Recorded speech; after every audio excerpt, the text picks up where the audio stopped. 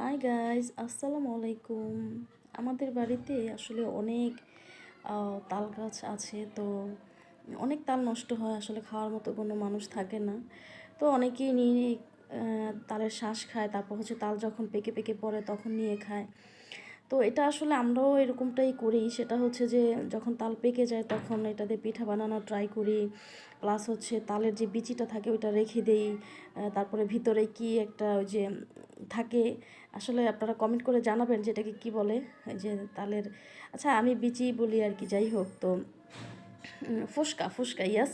তো ওইটা আমরা খাই। কিন্তু এভাবে আসলে কখনো কি কেউ রান্না করে কি খেয়েছেন?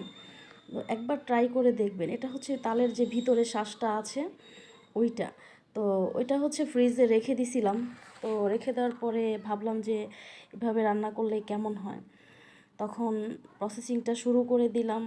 এখানে হচ্ছে তালের শ্বাসের সাথে হচ্ছে গরুর দুধ, তারপর হচ্ছে এলাচ, তেজপাতা, দারুচিনি, ঠিক আছে। তারপর হচ্ছে পরিমাণ মতো চিনি দিয়ে তারপরে এই তো প্রসেসিংটা এইভাবেই।